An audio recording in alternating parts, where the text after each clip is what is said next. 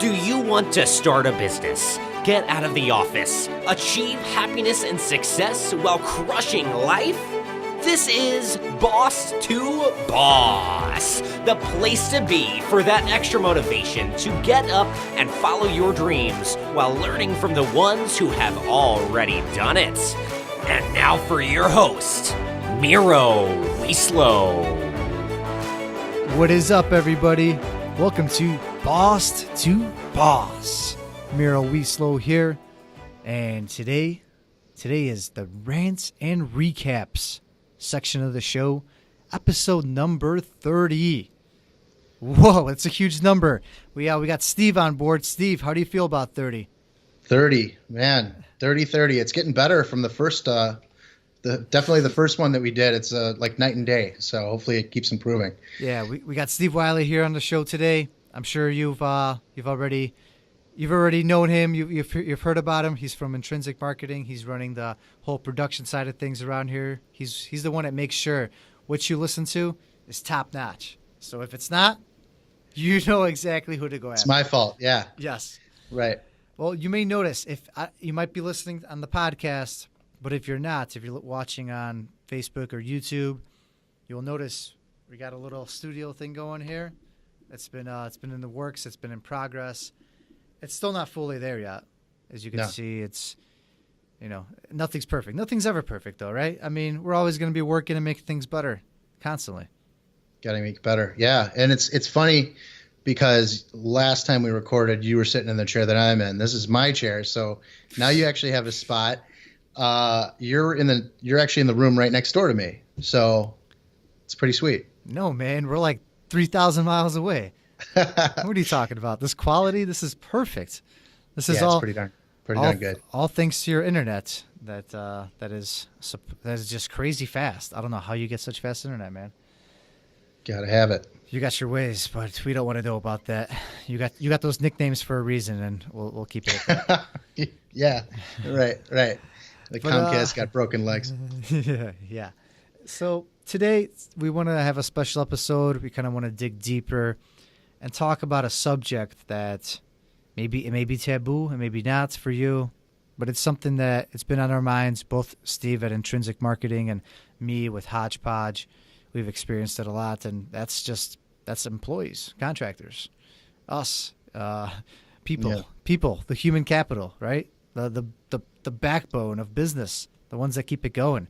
We want to talk about some of the strengths and weaknesses of employees or contractors and how to hire them.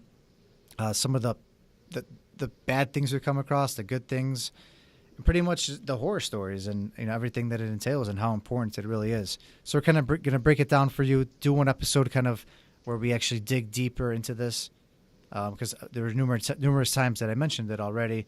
I just was like, oh man, it's hard. Oh man, it sucks. But here right now, we're going to break it down. We're going to break it down from both of our perspectives, from a marketing company standpoint and from a marketing web development, and then from a construction type, contractor type with storage, moving, which is my company.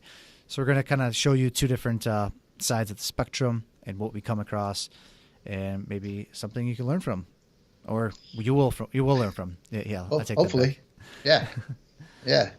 Those are, and the thing about that is those are two wildly different types of businesses. I mean, what you do being out in the field and having people doing, manual labor, having to have insured trucks, and, I'm sure the insurance dealing with people's, belongings on a daily basis is a big deal.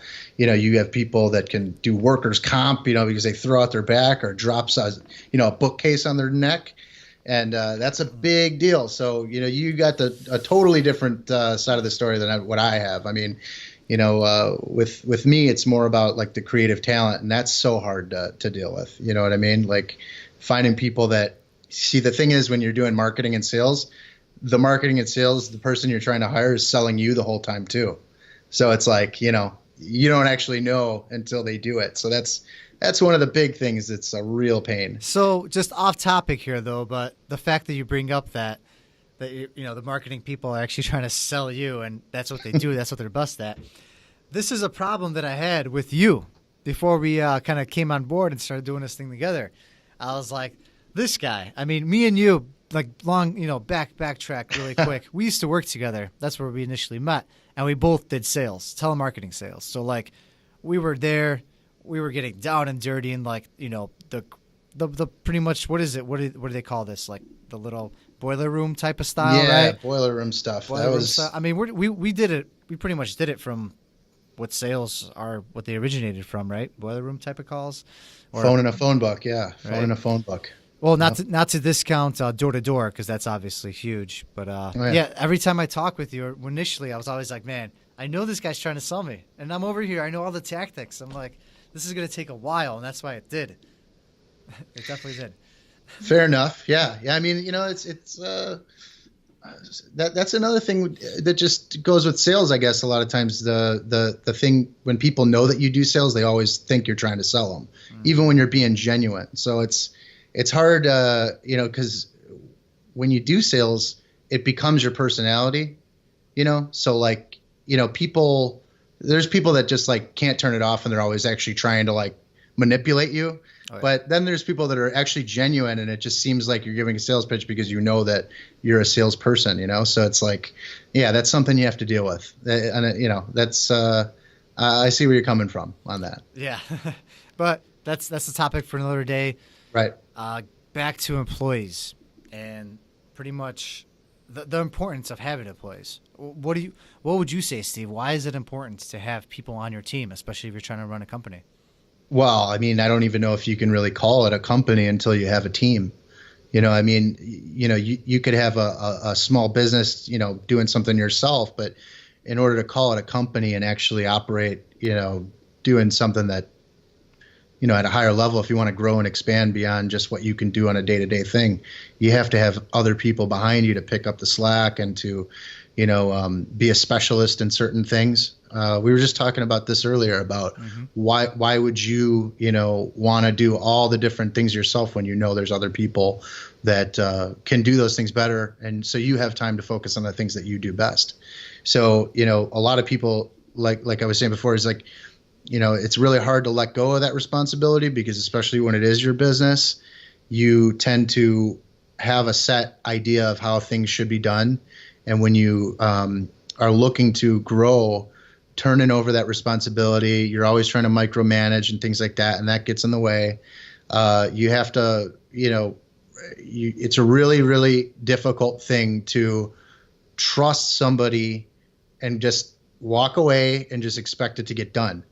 To an extent, obviously, you always have to double check the work because what goes out that reflects on you as the owner.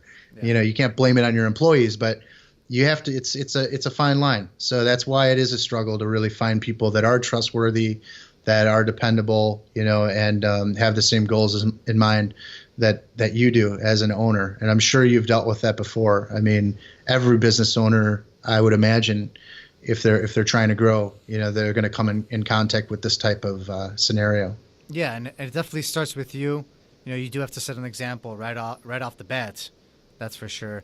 Because, what you put out there is what you're going to get. And, you definitely gotta keep in check. Yeah, so you're telling me that I can't do it all. I can't do it all. I thought I could. I'm over here sitting thinking I could, but I can't, huh? Well, you could do it all if all of it's a little. But if you want it to be, a bigger thing, then you have to. It's just part of growth. Yeah, it's a great way to put it. For example, okay, so me and you just talked about this earlier. I was looking at you were showing me some website updates, and I'm like, man, this HTML language looks crazy. And I attempted to learn it myself. I was like, screw this. Why would I pay hundreds or thousands, to develop my stuff, but I could do it perfectly the way I want it? And I tried to learn it myself, and I was getting nowhere. I got to the point where I'm just like, why would I waste time doing something? Not that it's a waste of time. It's just, it's not my specialty. It's not what I'm good at. It's not what is my passion. And whereas I could find someone like you, or that is your passion, and I could stick to what I do best, and that time value of money. I mean, I would have to put in hundreds, thousands of hours probably to develop a website, whereas you can put in, a few hours or 10 to 40 hours or something. And with that time, I could be making money or getting myself better in something I'm actually good at. Yeah. I mean, the thing about especially websites is, like as a business owner, yeah, you want to have full control over what your website's going to be.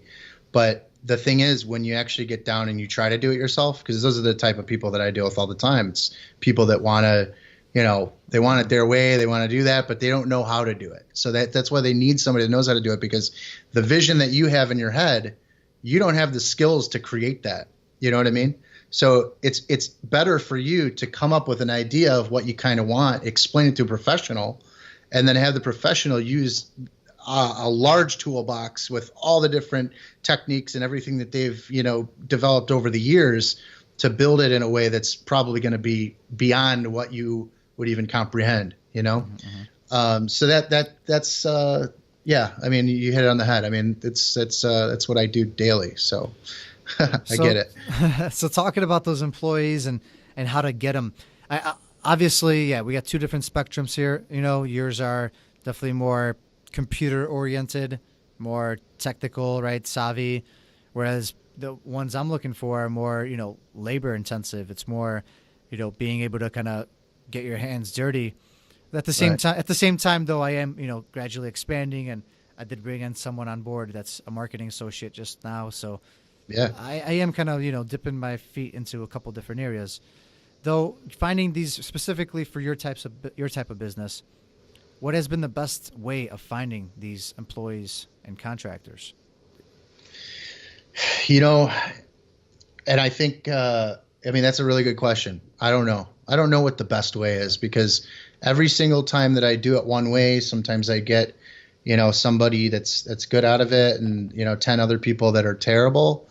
And then I try it a different way, and same thing, but it's the best way to find good people is to spend time with the person to develop their skills, or, I don't know. I mean, it's like, it really depends on the job. I mean, because with me, I for you, when you're looking for an employee, you have a set list of tasks that you expect them to do all the time. So you could just recreate that over and over. But for me, and for any like type of specialized type of thing where you have somebody that does one thing, you have somebody that does another thing, and another thing, and so on.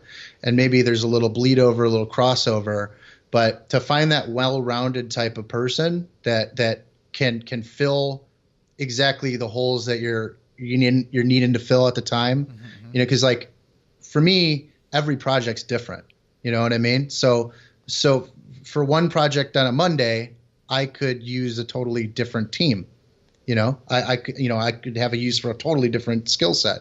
So, that's the hardest part. And that's one of the frustrations. And that's one of the things that when you're in a position where like I'm at, and you have to kind of put together, dealing with like contractors and freelancers and things like that to get the team put in place specifically for the job at hand. That's why it's very frustrating for me because I don't know the best way. There's no like go on Indeed and it just boom, okay, I got 5 guys. It doesn't, or gals, but it just doesn't work that way. That sounds like that could be pretty stressful. So, I mean, are there certain platforms that have just been better for you compared to others for someone that, might be looking for work in this position or eventually hiring people in this kind of position? Well, obviously job boards and things like that, like websites like Indeed, if you put something out that's quality, you'll get a lot of responses. But the downside for that is that you have to weed through all those responses. And a lot of those people are a real pain. And, like I said before, they're constantly trying to sell you on giving them an opportunity. They're overselling their skills. They're saying they know how to do something, or, this and that. And I'm not going to take time tracking down every single little, reference that they have and do all that stuff, because that really doesn't mean anything. 90% of the best people are the people that are just creative, and maybe, you don't have to go to school for this type of stuff. This is something that's, it's just kind of who you are. You know what I mean?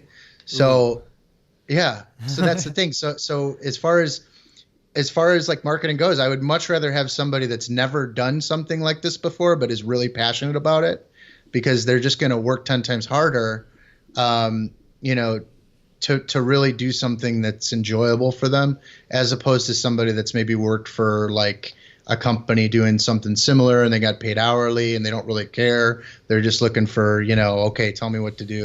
And they don't go above and beyond. It's really frustrating having to, you know, tell people exactly what to do every single time it needs to be done, because for me, I feel like I could just do it better. I could do it faster. And that's the dilemma. Should I just do it myself, or should I pay this person to do it mediocre? That's, you know, the big dilemma, right? The big dilemma on all of us. Because then, especially if you bring someone in as an employee, you know, like in my scenario, you get the times when you don't have the jobs or you slow down. Exactly. Yeah. And that's kind of where it comes in for me. I think with your field, you're allowed to kind of, being that more project by project basis, you have that opportunity to get more contractors and freelancers. Over here, you know, a lot of people don't like to be sitting around waiting for a possible job, because some of these storage, moving jobs, they're not as big. It's not going to, you know, keep them busy for a month straight. It's going to keep them busy for a day. So most people are looking for that part-time, that full-time. And not to discount, you know, hiring in my industry at all. It's just a whole different ballgame. It's different. You know, I personally have to do a lot of, I got to feel the people out on the spot. You know, people are dealing with people's products. You know, they're dealing with people's goods, their fortunes. You know, they're things that mean a lot to them. So, you know, we do a background check. We get physicals, you know, to be able to drive and whatnot.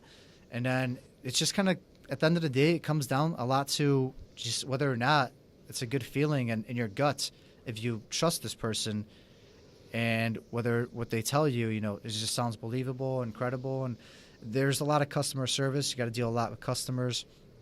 So for me, the difficulty is finding someone that's reliable. You know, they could have done this, they could have done that, they could have done whatever. They could learn all this on the job. You know, I'm here to train them. I have plenty of people that will train. It's just finding someone that is actually, you know, committed and sounds motivated and could be reliable. So that's the hardest part. Yeah. And personally, for me, finding people like that is really hard off the internet. Really hard. Yeah. I mean, you almost have to for that, I would imagine it has to be a friend of a friend, or, you know, something like that. I mean, those are the best people because they kind of have some skin in the game.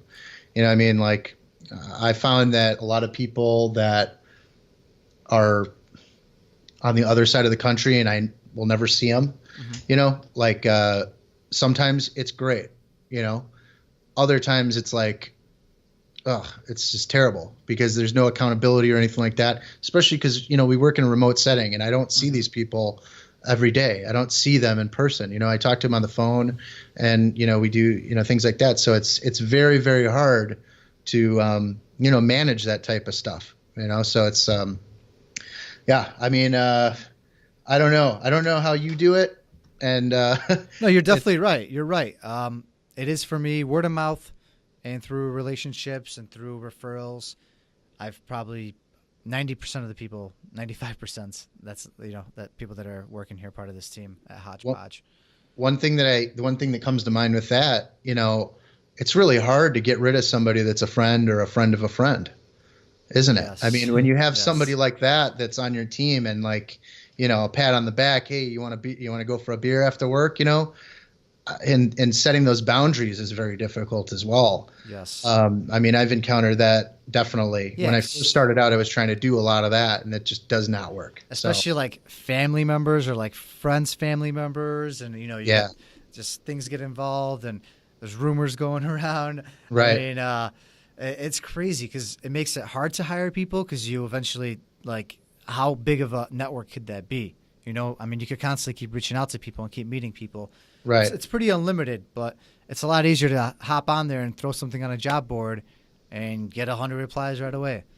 You know? Yeah. I mean, it's one of those questions that people always ask, and I don't think there's any right answer. I think it's kind of a trial and error type of thing. But yeah, both. Yeah, I mean, like, as far as for you, you've been in business just about a year now, right? Yeah. So have you gotten to a point where you kind of have found the recipe for finding people better? Have you I encountered having to wish. get rid of people? What tell me some, give me the dirt. The dirt. Oh man, Steve's dropping the dirt. You heard it here, everybody. Bossed to boss dirt. The dirt. Yeah, the Dirt. dirt. The dirt. It's gonna be a new like program we're gonna do. The dirt. The dirt on the rants and recaps. Yeah. So I'm giving you the dirt. Let's see. Finding the right people. Have I found the magic formula? No. Far from it. I wish I did. I'm kind of at the point where I tapped out a lot of the friends and family contacts for now, at least. I Yeah. think I need to start doing some more digging and just start spreading the word more. So I did dive into some online. I tried Indeed. I tried ZipRecruiter. So far, ZipRecruiter has been the only online platform that's worked for me. I don't know what it is. Maybe it's just been luck. They have a lot of great tools where you can like vet the applicants through like numerous questions. Yeah. So I legit put on there a bunch of questions, and only if they actually answer yes to all the questions will I even see their application. Right. So it sucks because I only get a couple people, but usually when I get them, they're pretty legit or decent. But then you encounter the whole thing of these people not showing up, not answering their phone call. Right. And what I've been hearing is that there are a lot of people out there, and this kind of just opens your mind. There are a lot of people out there that are on leave. They're on unemployment. Yeah. And you come to find out that a lot of these people are just applying to keep their status of unemployment. I found out. So that's what they actually told me. The workers at these companies, that you are going to get a ton of people that are just repeats and constantly just never answer, and it's as unfortunate as it is, those are things that we have no control over, and they happen, and especially I think in the labor the blue collar industry, it happens a lot more, because it's just the kind of the nature of things. So that's a problem I encounter a lot. But I guess the part you bring up about hiring the friends and family. So back to that. I mean, it's really a numbers game. The harder you try, the more you keep asking around. I've recently started asking at schools. I think I just got in it too late because I missed kind of the big summer. Everybody was kind of ending school, and I missed like the summer hiring for a lot of these people. So now I know for next year, that's where I'm going to go really, really ham on is the summer hiring. Oh yeah, that seems perfect for that type of job. Yeah. For this kind of industry, these students that need 3, 4, 5 months of our busiest time of the year to make a quick buck. Mm-hmm. So that's something that I learned. But right. It's a valuable lesson. Yeah, it's definitely something I'm going to incorporate. Which it kind of put me behind because as you've seen in my previous episodes, I lost some key people. I've been working a lot myself. It hasn't given me the time to be able to actually like run things and grow the company. Yeah. So it's things that I'm learning, and I'll just adjust going forward. Yeah. One thing that I don't know if it's completely correlated with what you just said, but one thing that came to mind when you were saying that was, I don't know if you've ever dealt with somebody that actually lost you an account, lost you a job. Somebody did something wrong on the job, and you got a complaint or anything like that. I mean, that's something that happens, and when that happens, that's a real tough situation. Has that ever happened to you? Yeah, so I'm sure you've encountered that. For you, it's a little different because you could lose an entire account, and I could only imagine how bad that is.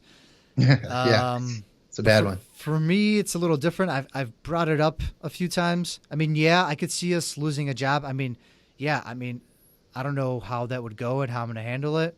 But I could see, I guess, us screwing up right away and a customer just being like, nope, that's it. I don't ever want you again. Bring back all my stuff. That would hurt. And I would have to definitely deal with it. And, I have accountability factors there that everybody knows about. And, certain like strikes and things that happen.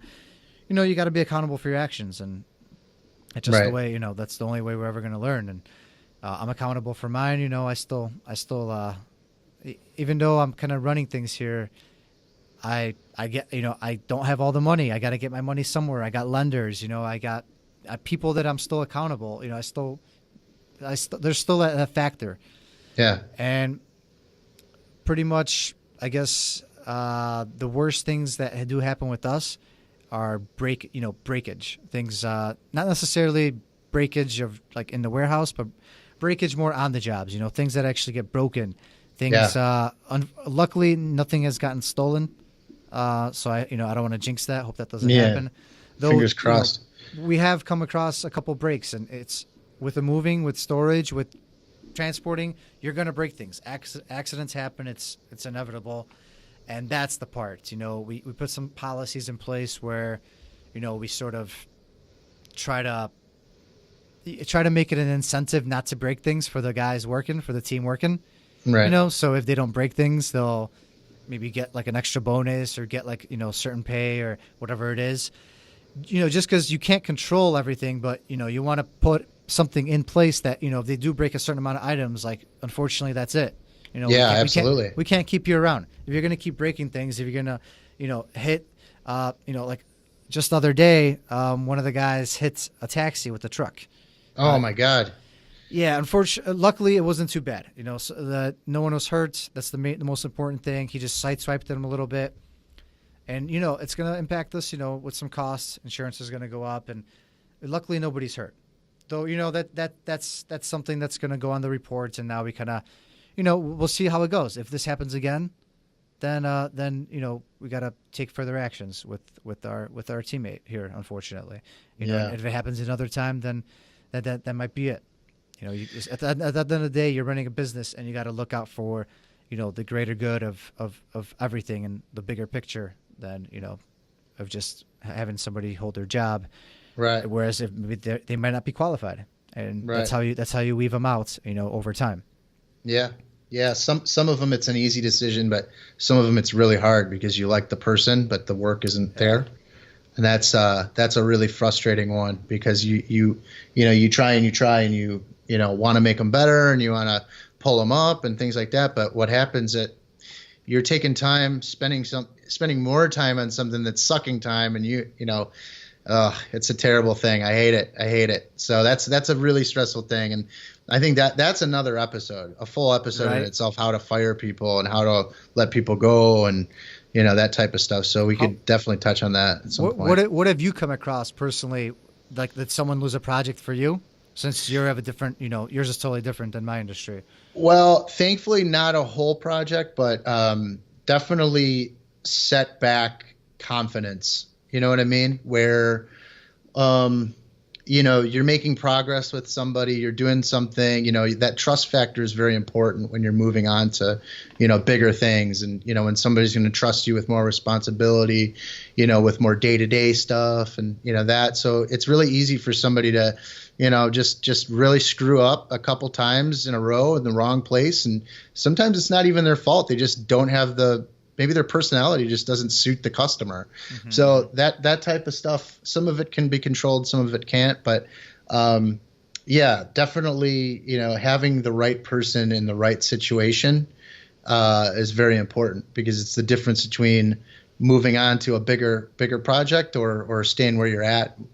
Thankfully not losing anything and, not going to win on my end yet, but I mean, it's inevitable. It'll happen at some point, I'm sure. So that's a very frustrating thing. And that's why it's important to always be growing your team, of, training them better and, spending time and not just counting on them to do that, take that action and grow themselves, because that's another thing. When you let people go and just expect that they're just going to take that extra mile and spend time growing themselves, what happens is that you get further and further apart, and then they get disenchanted. So it's hard. You have to. You're one of the things that you forget is that you're dealing with an actual person that has things that they have to do. Things that are important to them, things they don't like, things that make them uncomfortable, but they're not comfortable saying it to you. That's another thing that's very frustrating and very hard to understand sometimes because, people will say yes, yes, yes, because they want the job. But, sometimes they take on more than what they're able to do. Mm-hmm, sometimes they just really don't want to do it. And so they don't do it right, and they don't want to tell you that they don't want to do it because they feel like you'll get mad or whatever. It's just human nature. So it's you got to kind of nip that stuff in the bud as soon as you can. And it's really hard to identify. So yeah, you definitely made me rethink of something that I failed to mention, and that's, as a business owner, you definitely have to take responsibility. Anytime any of these things happen, you have to. I mean, it's just part of the role, and you have to right away. I always reevaluate. What did I do wrong? How could I have prevented it? Not to say that you're the one in control of it all, but you have to be able to take responsibility. Did I not properly train this person to drive the truck? Did I not, give him the measures necessary? Did I not give him everything in place to be able to go ahead and run with it? Was I not there doing, all the training, the tutorials, whatever it is? Because, like you're saying, at times you have to let them run with it. Yeah. Because, they have to learn on their own. That you have to fail and make some mistakes to grow. Though at the same time, you do have to guide them because, you're trying to do things to a certain standard. You're doing things, based on what your company, what the mission is, what the goals are. Right. And you have to you have to be there. Yeah, and another thing is, people sometimes the company itself grows. Steve, you sound very, very frustrated. I'm not over here trying to anger you, man. Oh yeah, it's frustrating. You're like panting right now. I'm like, man, I don't want you dropping dead on me and getting a heart attack during this episode. Oh, come on, no. No, it's just it's an important thing, and it's something that if we're going to take the time to say it, I want to make sure I'm saying it correctly. So, it's just it's a frustrating thing. It's a tough thing because the company grows sometimes, and then you grow out of what maybe one of your employees is useful for, or maybe you don't want to be doing that type of thing anymore. That's happened to me, where I've had somebody that was just really good at doing this one thing, and it just didn't work for the business anymore. So I had to, I had to cut that service, and that's another thing, sometimes employees will hold you back because you want to keep them working towards, you want to keep them busy. You know what I mean? Mm-hmm, mm-hmm. So that's I'm not sure that you deal with that as much, yes. But that's okay. Yeah. So, I mean, that is a factor, not knowing when to make a decision for everybody as opposed to an individual. You know what I mean? It's tough because, like, for me in particular, some teammates just aren't drivers and can't drive trucks, and some are, and right. It's just not everybody has that skill set, and all these jobs, it entails a way of getting there. So sometimes some people don't have the right transportation, and you're still trying to find them hours, still trying to get them the jobs, but unfortunately, like, they have to be left short that week, or sometimes we have to. But then, you bring that person on board. So sometimes, you do have to kind of cut the loss and have them do something that's not ideal. And it sucks because it is a growing pain, especially at a small company where you don't have, thousands of people at your disposal and you could just throw someone in right away to patch it up. Right. You got to use what you have. Mm-hmm. And it's something that's coming up for me, especially when it gets colder this winter season. I actually have employees now, whereas last winter season, it was pretty much all contractors. So now, we're definitely, it's inevitable. We're going to slow down. People just don't move or remove as much when it's cold. Yeah. So I'm already kind of, coming up with game plans, things we're going to do, like whether we're going to build something, do some things around the office, just do a lot more resale, a lot more donations. So kind of things that we could do, we're kind of laying off right now that could be done later.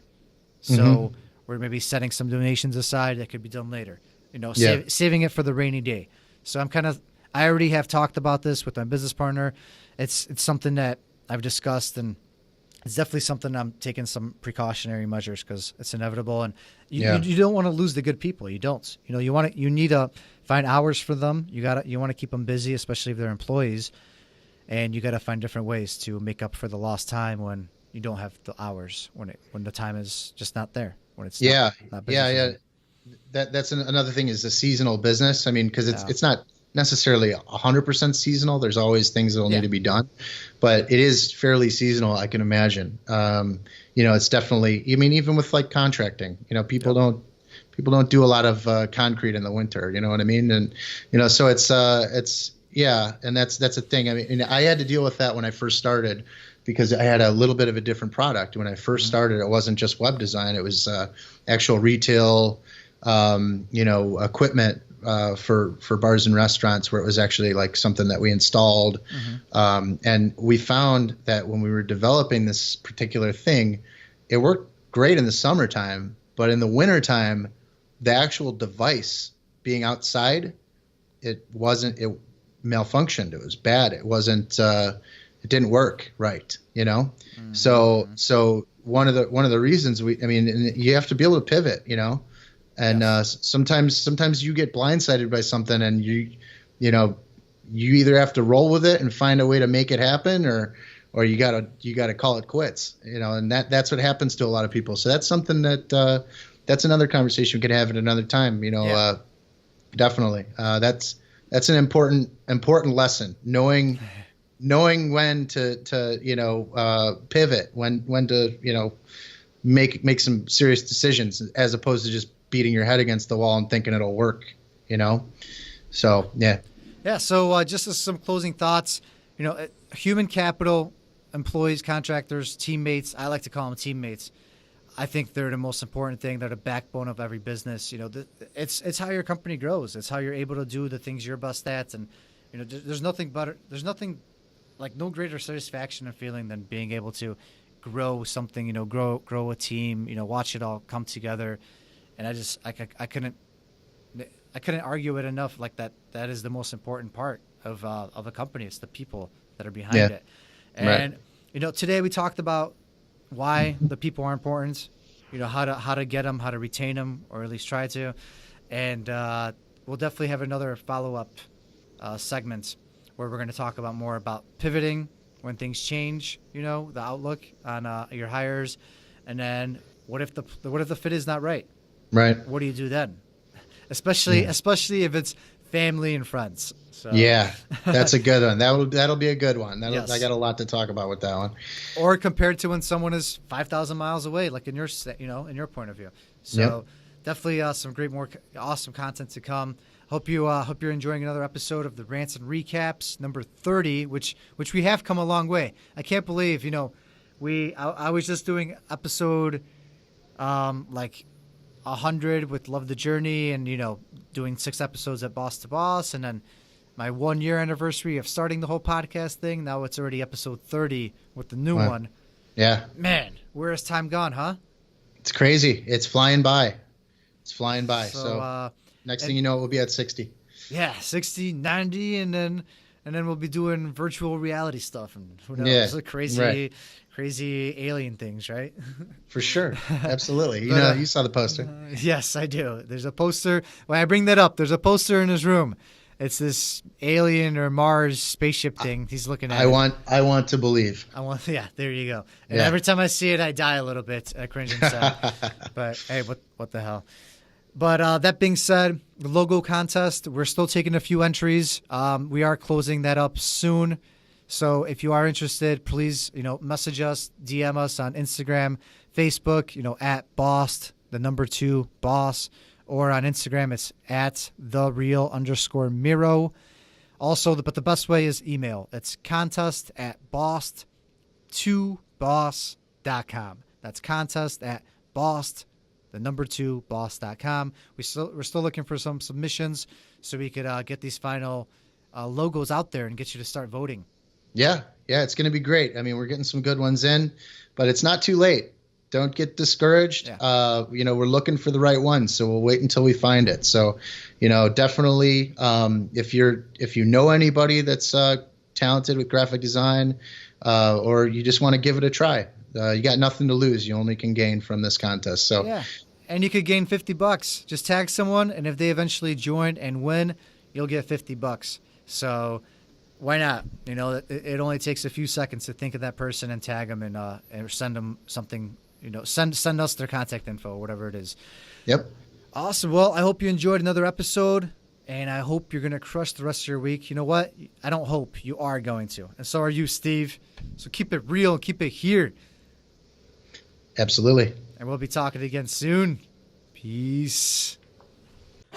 That is all for this episode of Boss to Boss. Your next step is to visit bosstoboss.com, where you will find proven techniques followed by professionals to help you make that next step. Again, that is boss2boss.com. And remember, the time is now.